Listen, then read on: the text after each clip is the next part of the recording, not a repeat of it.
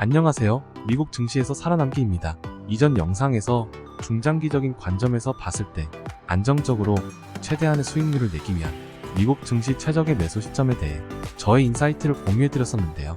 오늘은 그 기회가 얼마나 가까워졌는지에 대해 말씀드리고자 합니다. 그럼 시작할게요. 이전 영상에서 말씀드린 핵심을 간단하게 정리하면 다음과 같습니다. 미국 주식시장이 진정한 상승장을 맞이하려면 미국의 경제 데이터와 미국 증시가 커플링되어져서 같은 방향으로 움직여야 합니다. 그런데 팬데믹 때부터 최근까지 미국 경제 데이터와 미국 증시의 방향은 서로 반대로 움직였었죠.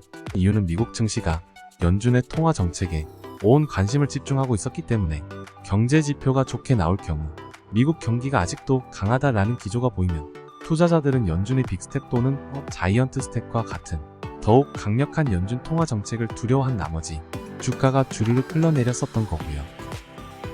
즉 미국의 경제 데이터와 미국 증시의 방향은 그동안 완전히 디커플링된 모습을 보여줘왔습니다. 미국 경제에 대한 구드 누즈는 곧 미국 증시에는 배드 누즈였던 거죠. 그런데 제가 어제 2월 3일 금요일 미국 증시의 움직임을 보고 증시가 평소와는 다른 모습을 보이는 중요한 시사점을 캐치했습니다. 우선 어제 미국 증시를 간단히 살펴보면 장 초반에는 상승하는 듯 했으나 결국 제가 앞선 영상에서 미리 분석 예측해드린 대로 높은 주가 하방 압력을 이겨내지 못하고 오후 시장부터 흘러내리며 하락 마감하고 말았습니다. 그런데 여기서 묘한 움직임은 바로 프리마켓과 장 초반에 있었습니다.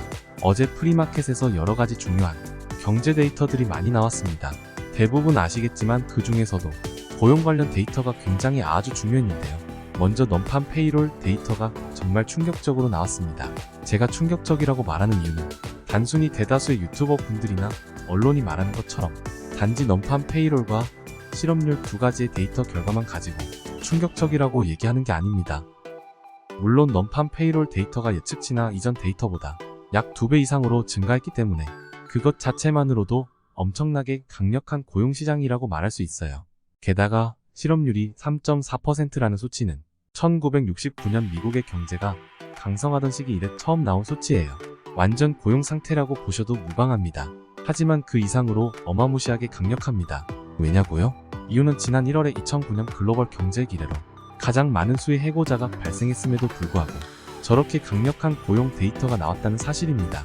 지난 금요일 고용 데이터가 나오기 전에 재취업 관련 세계적인 기업인 챌린저 그레이앤크리스마스에서 고용 관련 중요한 통계 데이터가 하나 나왔습니다. 바로 잡컷 통계, 한국어로 말하자면 근로자 해고 건수가 되겠습니다. 위 그래프에서 보시는 바와 같이 지난 2009년 미국 서브프라임 모기지 사태로 인한 국제적인 불경기 당시의 기록적인 해고 건수 이래로 지난달 약 10만 3천 명에 달하는 대규모 정리해고가 발생했어요. 이 중에서 테크 기업에서만 약 4,200명 가량의 정리해고자가 발생했습니다. 이유는 대부분 짐작하셨다시피 최근 들어 빅테크 기업들이 대규모의 인원 감축을 계획하고 또 실행하고 있죠. 기업이 리세션을 대비해서 이윤을 최대한 방어하고자 할 때 취할 수 있는 가장 빠르고 쉬운 방법이 바로 인건비 삭감이기 때문인데요. 이러한 상황에서도 지난달 대비 약 2배 증가한 넌팜 페이롤과 실업률 데이터가 새삼 더 크게 느껴지지 않나요? 이는 빅테크 기업들이 아무리 정리해고를 해도 아직도 구인 시장이 타이트하기 때문에 해고를 당한 사람들이 이직하기가 수월하기 때문입니다. 제롬 파월 연준 의장은 금요일의 고용 데이터와 목요일의 잡컷 데이터를 이미 모두 확인하고 나서 FOMC 회의 결과 및 기자회견을 발표했을 겁니다. 저러한 데이터들 때문에 연준 의장이 아직도 해야 할 일이 많다면서 기존의 통화 정책 스탠스를 유지하려고 한 것이죠. 설명이 좀 길어진 것 같은데요. 다시 본론으로 들어가면 이 정도의 데이터는 곧 베리 굿 뉴스와 같죠. 이는 그동안의 미국 증시에게는 곧 베리 배드 뉴스와 같습니다. 그렇기 때문에 실제로 지난 금요일 미국 증시는 하락한 상태에서 출발했었고요. 애플을 포함한 빅테크 기업들 또한 실적이 좋지 않았기에 증시가 상승할 만한 요인은 없었습니다. 그럼에도 불구하고 미국 증시는 점심시간까지 쭉 반등을 거듭했습니다. 물론 점심시간이 지난 이후에는 하락했으나 장 초반부터 점심시간대까지의 기세가 대단했습니다. 금요일 시장은 그야말로 뽀모와 더해서 투자 심리가 부글부글 끓고 있음을 알 수 있었습니다. 그렇다면 지금이 바로 제가 말씀드린 중장기적으로 최적의 매수 시점일까요? 거의 근접했다고 볼 수 있습니다. 하지만 아직 미국 증시가 경제적 굿 뉴스를 증시의 굿 뉴스로 받아들인 것은 아닙니다. 그랬었다면 장 초반의 나스닥이 약 1.7%나 하락한 채로 시작하진 않았을 테니까요. 이는 강한 고용 데이터를 증시가 배드 뉴스로 받아들였다는 뜻이죠.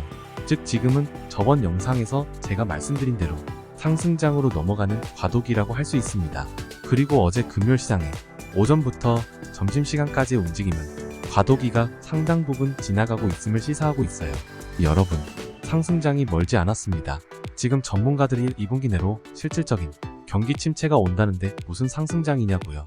주가는 경기보다 약 6개월에서 1년 정도를 더 빠르게 움직입니다. 그리고 우리는 지금 이 경기 사이클의 빨간 영역의 어딘가에 있습니다. 따라서 우리는 지금 강하게 올라오는 투자 심리와 굿 뉴스 이즈 굿 뉴스가 되는 시점을 잘 포착해서 잡아내야 할 것입니다. 이 정도면 저의 인사이트가 어느 정도 전달되었으리라 생각됩니다. 대다수의 여러분들이 2022년 동안 증권시장에서 살아남느라 굉장히 고생 많으셨을 텐데 조금 더 집중하셔서 앞으로 다가올 상승장을 함께 누리셨으면 좋겠습니다. 끝까지 봐주셔서 감사합니다. 구독과 좋아요를 누르시면 올해 포트폴리오가 2배 이상으로 불어나실 거예요.